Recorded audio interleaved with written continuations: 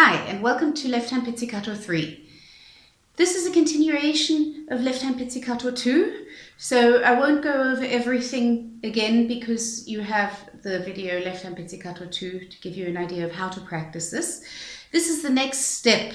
So basically, when you've done what we've done in Left Hand Pizzicato 2, you can continue with what we're going to do today. In Left Hand Pizzicato 2, we put down fingers for other fingers to pluck, and we put down the fingers with the half tone between the first and second finger. So you basically had on the E string F sharp, G and A, and you plucked it.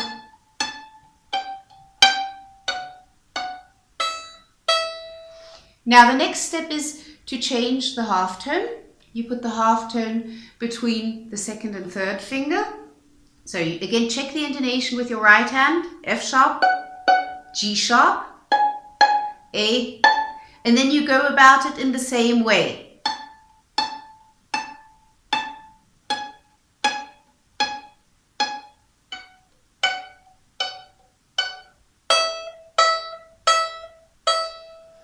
You work through that exactly like you worked through Left Hand Pizzicato 2. Each finger plucking each note 4 times, then plucking it twice, and then plucking it once. And then you do the same thing on the A string, then you do the same thing on the D string, and then you do the same thing on the G string.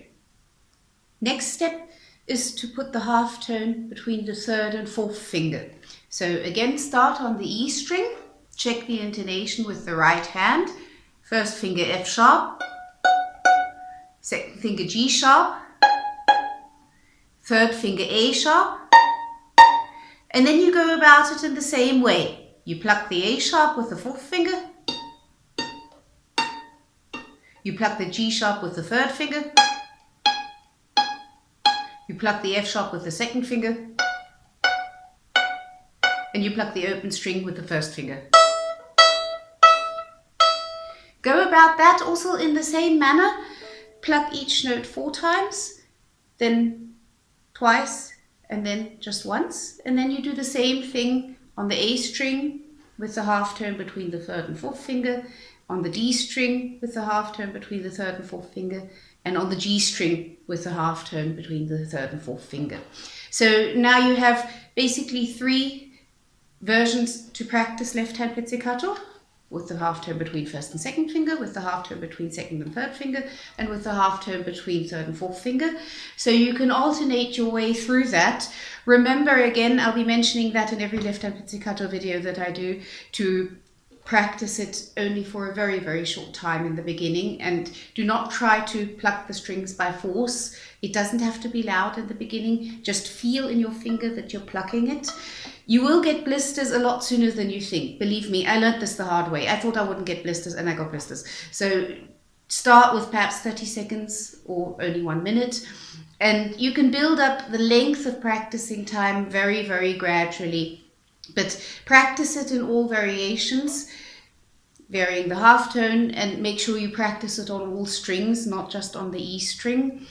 And really make sure not to practice it too long. Rather just do 1 minute, perhaps twice or 3 times a day if you really dedicate it, but do not practice it for too long, and don't break the strings by force. Now, once you've worked your way through all of that and you feel comfortable with it, the next step is to bring it into a rhythmical structure. That means practicing with the metronome. That's very important for Left Hand Pizzicato for 2 reasons. The first one being obvious: you want Left Hand Pizzicato to be rhythmically precise, and that you will get by practicing it with the metronome. And the other reason is that you need to teach your muscles when to move. So that's when it starts becoming really effective training.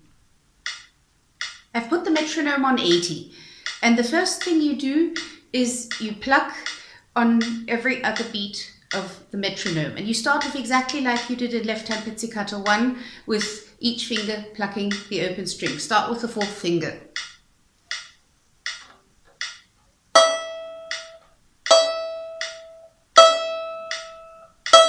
Third finger.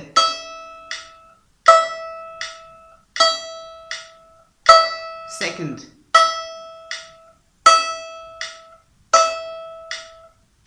First.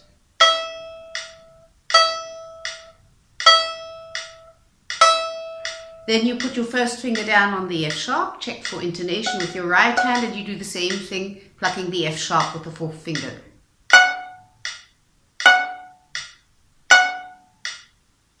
Third finger.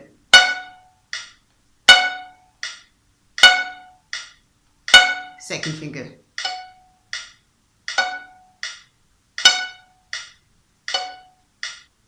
Work your way through everything which we've done with the metronome plucking on every second beat. So basically you go through what we did in left hand pizzicato 1, 2 and 3 with the metronome. So each finger plucking 4 times, each finger plucking twice, each finger plucking once, half tone between the first and second finger, between the second and third, and between the third and fourth. And make sure you practice all of that on all strings. Now the next thing you do when you've worked your way through all of that is to bring up the speed of the metronome. Do that slowly, don't make any giant steps. If you've been practicing all of that with the metronome on 80, then the next step would be perhaps to practice it with the metronome on 85.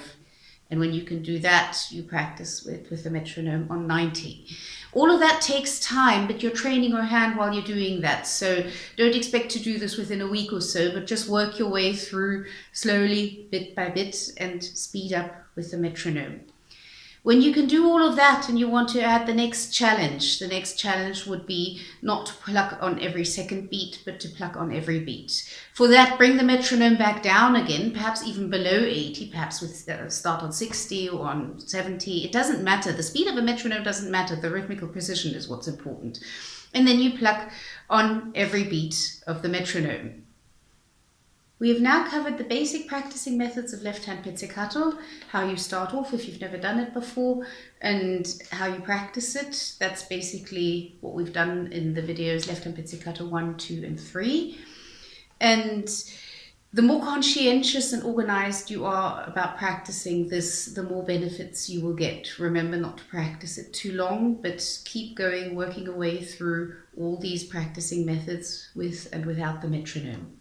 If you have any questions, please let me know in the comments, or if you would like me to go into something in a bit more detail or to clarify something. This is comparatively unusual. Not many people practice left-hand pizzicato this way, but the benefits are great. I've noticed with myself and also with my pupils, the left hand becomes much stronger and also much faster and a lot more precise.